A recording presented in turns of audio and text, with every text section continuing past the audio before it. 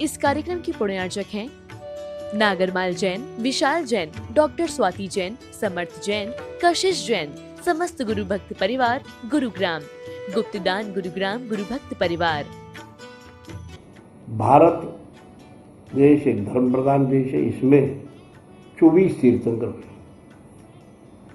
इनमें 24वां तीर्थंकर जो है वर्धमान भगवान महावीर। इनका जो जन्म स्थान है बिहार के अंदर आजकल है विधेय कुंडपुर। विधेय नाम कुंडे कुमार आमात्याय कर्णस्य। विधेय नाम कुंडे कुमार आमादित्य कर्णस्य।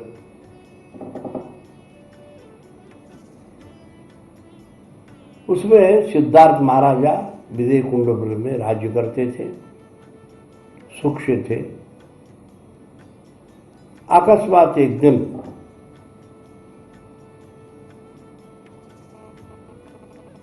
वैशाली के राजा चेटक और सुभद्रा पटरानी, उनकी जो पुत्री थी त्रिशला, उससे ब्याह कर दिए। दोनों पार्श्वनाथ तीर्थंकरी परंपरा के उपासक थे और मानते थे। महानुभाव एक दिन अकस्मात त्रिशला आनंद से अपने समय व्यतीत करती थी। यद्यपि नगर विधेय कुंडपुर, जिसको निकट में वैशाली भी, 42,000 मकान थे और 1,68,000 नागरिक रहते थे। नगर का सुंदर वर्णन विभीषण ग्रंथों में है। 7,000 मकान पर सोने का कलश, 14,000 मकान पर चांदी के कलश, 21,000 मकान पर तांबे का कलश। इस तरह से अरबोपति, करोड़पति, लखपति लोग वहां रहते थे।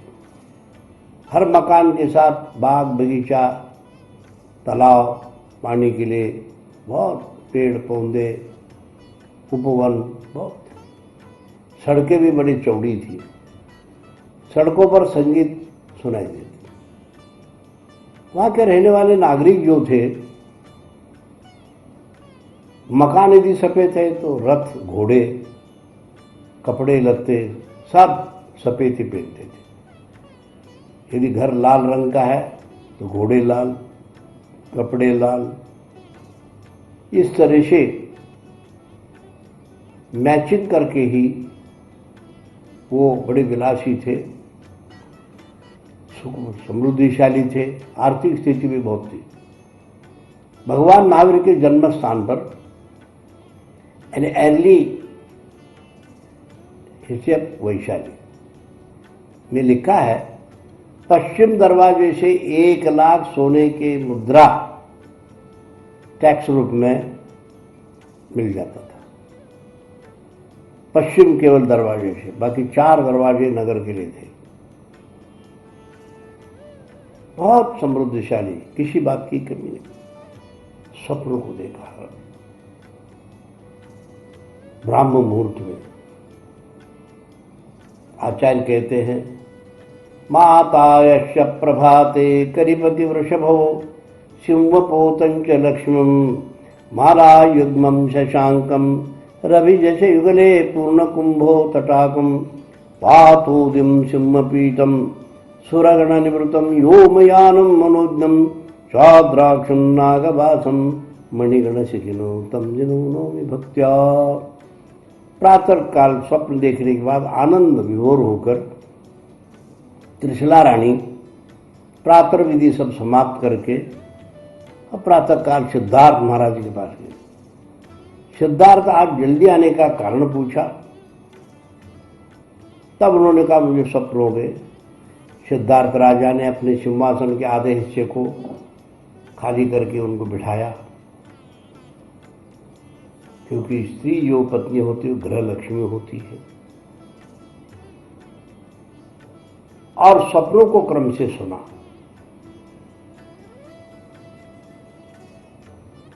ऐरावत हाथी, वृषभ बैल, सूर्य चंद्र, निर्धूम अग्नि, रत्न राशि आदि 16 सपने क्रम से सुनने के बाद आंख मीच के सिद्धार्थ महाराजा मग्न हो गए।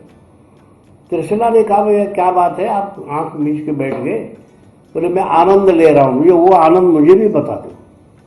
तब उन्होंने कहा कि नील क्षीर न्याय करने वाला एक तीर्थंकर पुत्र को आप जन्म दोगी, अपना ही कल्याण नहीं विश्व का कल्याण करने वाला वो आपका पुत्र हो। महानुभाव 9 महीने 8 दिन 12 घंटे के बाद एक चैत्र शुद्ध त्रयोदशी के दिन पुत्र रक्त को जन्म देंगे। महानुभाव उस बालक को इंद्र इंद्रायणी सुमेरु पर ले जाके और अभिषेक करते स्वर्ण कलशों से।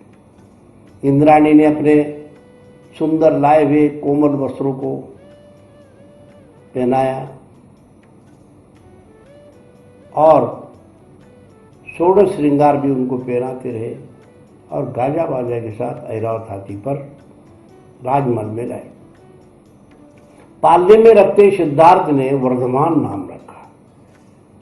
क्यों वर्धमान रखा? जब बालक का जन्म हुआ धर्म अर्थ काम मोक्ष चारों पुरुषार्थों के अभिवृद्धि होती रही। एक महापुरुष के जन्म के बाद पृथ्वी भी करवट लेती है, ऐसे कहते हैं। तब भगवान राम का जन्म हुआ तो बोलते हैं अनर्ग राघव रामायण में कि इतने फल फूल पेड़ों को लग गए, पृथ्वी ढक गई, खाने वाला कोई नहीं था। और युधिष्ठिर महाराज धर्मराजा का जब जन्म हुआ, महाभारत में लिखा है, गाय पशु इतने दूध देते रहे, निकालने वाले न होने से अपने आप जमीन पर छोड़ते रहे गाय वगैरह सब पशु, तो जमीन सफेद हो गई।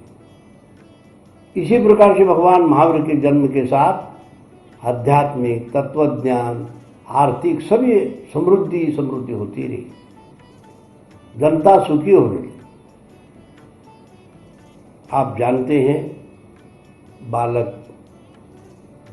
बालेंदु जैसे चंद्र धीरे धीरे बढ़ते बढ़ते पूर्ण तक बढ़ते रहता है, ऐसे बालक चंद्र के समान बढ़ता चला है। जब वो बड़ा हो गया 8 साल उम्र में, उसके एक गली मोहल्ले में 3 मित्र थे, सखा थे। उनके वयोनुकुम मनोनुकुम, उनकी उम्र के ही थे, उसी दिन जन्मे भी थे। काकधर चलधर पक्षधर उनका नाम था। तो चारों ने योजना बनाई कि हम आमली क्रीड़ा खेलेंगे। वट वृक्ष के नीचे चढ़ना उतरना, यह आमली क्रीड़ा कहती है। 4 देव कुमार भी पहुंचे स्वर्ग से, 8 मिलके खेलते रहे। संगम नाम के देव को संशय हो गया कि वीर शूर है कि नहीं। तो परीक्षा के लिए उन्होंने एक भयानक सांप पेड़ के नीचे छोड़ दिया, जो सांप लिपट गया। 4 देव कुमार गांव की तरफ भाग गए। 3 जो सखा थे, चलधर काकधर पक्षधर, टेनी पकड़ के नीचे कूद गए और घबराए, बोले कि वर्धमान को हम कैसे छोड़ के जाए, माँ पूछेगी कहाँ है। वहीं खड़े थे। इतने में बालक वर्धमान नीचे उतरकर और सांप को जो है पकड़ के दूर छोड़ दिया। 4 देव कुमार जो थे वो बीन बजाने वालों को ले आए, कहाँ सांप पकड़ो। अरे बोले सांप तो उधर, किसने? वर्धमान ने उधर रख दिया। सबको बिठाकर कहा, सांप इतना बड़ा खूंखार होता है, क्रोधी होता है, पर कर्णेंद्रिय वशीभूत होता है। जब बीन बजाने वाला बीन बजता है तो डूलने लगता है और पकड़ में आता है, दांत तोड़ के उसको टोकरी में बंद कर दे। एक एक इंद्रिय से एक एक जीव वशीभूत होकर इंद्रिय के तो बर्बाद होते। हाथी स्पर्शनेंद्रिय से, रसनेंद्रिय से मछली, घ्राणेन्द्रिय से जो है भ्रमर कोमल कमल के फूल के फट जाता है, अभी और थोड़ा करके कमल फूल शाम को बंद होते घुट कर मर जाता है। श्रोत्रेंद्रिय से आपको सांप बताया, कान। और चक्षुर इंद्रिय से जो दीपक का कीड़ा होता है, सुंदरता को देखने जाके उसमें कूद के मर जाता है। एक एक इंद्रिय से इन जीवों की दुर्गति होती, पांचों इंद्रियों को वशीभूत हुआ आदमी की क्या दुर्गति होती होगी। ये बालक वर्धमान ने उन आठों को समझाया। इंद्रिय सुख जो है क्षणभंगुर है, सुख मिलने वाला नहीं, और एक एक इंद्रिय के व्यसनों से आदमी बर्बाद होगा। इसलिए आप किसी इंद्रिय के अधीन स्वाधीन मत हो। इंद्रिय पर अंकुश मन से आत्मा से लगा दो, तब तुम अध्यात्मवादी हो सकते हैं, तुम्हें आत्मज्ञान हो सकता है, मति श्रुता उदी मन पर है, केवल ज्ञान की प्राप्ति भी हो सकती है। इस तरह से उपदेश देने के बाद सब अपने अपने उठ के चले गए। वर्धमान धीरे धीरे बढ़ते चले गए। जब 29 साल के हुए, वर्धमान महावीर पिताजी के कार्य में मदद करते रहे, राजकाज करने में। विदेह कुंडपुर जो है जनता बड़ी सुखी थी, उनके हर सुख दुख में सरकार अर्थात राजा मदद करता था। एक दिन वो उदास महावीर को देखा, तत्काल माता ने बड़ा हो गया करके जित शत्रु उड़ीसा के राजा, उसकी कन्या यशोदा थी, उसके लाको दिखाया लाकर। बहुत सुंदर थी, अनिंद सुंदर थी, त्रिलोक सुंदर थी। वर्धमान ने मना कर दिया, मैं आयु बहुत छोटी होने से मैं शादी नहीं करूँ। पिता ने कहा, बेटा वर्धमान शरीर में है, ये शरीर का मेरा संबंध है, इसका आप मेरी बात माननी पड़ेगी। वर्धमान ने कहा, पिताजी शरीर से आपका संबंध है, मेरा आपका सत्य है, पर आत्मा का मेरा आपका कोई संबंध नहीं है। मेरा आत्मा स्वतंत्र है, आपका आत्मा स्वतंत्र है, इसलिए मैं आत्म कल्याण करूंगा, त्याग करूंगा। त्रिशला बड़ी घबराई, चिंतित हो गई। उसी नगर में एक सोम नाम का बड़ा गंधर्व था, बहुत गाने वाला, शास्त्रीय संगीत में गाता था, श्रृंगार रस में भी गाता था। उसको बुलाया, रात को राज्यसभा बुलाई, 8 बजे दल बल सहित तो सोम गंधर्व आके गाने लगा। बोले, इसको संसार में प्रवेश करने के लिए ऐसे रुचि पैदा करो, मेरा बेटा शादी करे। बोले, माताजी अभी देखो, तुझे जो मांगे वो दे दूं। त्रिशला ने कहा, रात भर सोम गाते रहा, बड़े बड़े श्रृंगार रस के गाने, इंद्रियजन्य सुख मिले ऐसे। महावीर उदास, सारे बैठे हुए श्रोता लोग प्रसन्न होते थे इंद्रियजन्य सुख को और वर्णन करने से, श्रृंगार रस से। आखिर सोम जो गंधर्व था गाने वाला, बोले कि प्रातःकाल होने को आया, वर्धमान उदास, पब्लिक बहुत खुश। बोले, मिलना धरना कुछ नहीं है, मैं वर्धमान को क्यों रोकूं। इसलिए उसने संसार असार है एक वैराग्य पर गाना गाते ही वर्धमान अपने सारे गहने उस सोम को भेंट कर दिए, अपने षोडश आभरण। वो खुश हो गया। अरे ये क्या कर, माँ जी क्या करूं मैं, वर्धमान को उदास करके मेरा मन दुखी होगा, पाप बंद होगा, इसलिए मैंने वैराग्य कर गाना गाया। बोले, यही तो तुमने घोटाला कर दिया। आखिर वर्धमान वहां से अकस्मात निकल गए सबको बताकर, और जाके उन्होंने साल वृक्ष के नीचे पंचमुष्टि केश यूज करते हुए ओम नमः सिद्धेभ्या नमः सिद्धेभ्या नमः सिद्धेभ्या कहते रहे।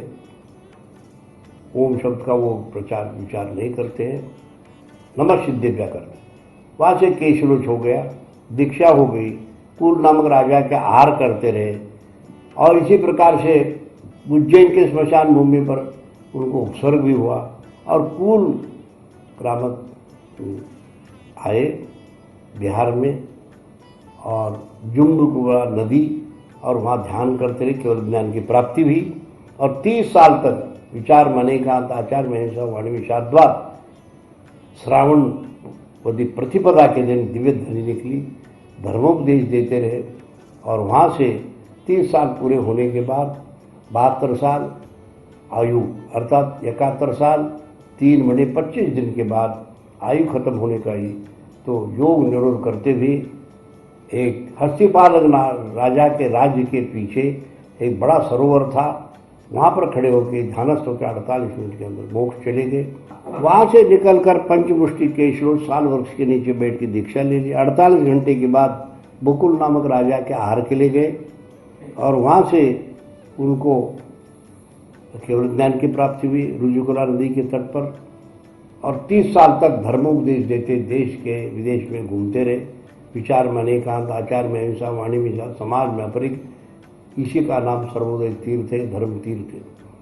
वहाँ से जब उनके 71 साल 3 महीने 25 दिन 72 साल हो गए, हस्तिपालक नामक राजा के राजमहल के पीछे बहुत बड़ा सरोवर था, वहाँ ध्यानस्थ हुए टीले पर और योग निरोध करके मोक्ष के उनके मोक्ष के उस विधि को मनाने के लिए देव भी आए और 36 गणतंत्र जनतंत्र के मल्ल और बज्जी के राजे लोग आए। 24 दीपक जलाकर दिवाली मनाई। तब से दिवाली हम लोग मनाते आ रहे हैं, ऐसे हरिवंश पुराण में स्पष्ट लिखा है। इन शब्दों के साथ मैं बहुत बहुत आप लोगों को। इस कार्यक्रम के पुण्यार्जक थे नागरमाल जैन, विशाल जैन, डॉक्टर स्वाति जैन, समर्थ जैन, कशिश जैन, समस्त गुरु भक्त परिवार, गुरुग्राम, गुप्तदान गुरुग्राम गुरु भक्त परिवार।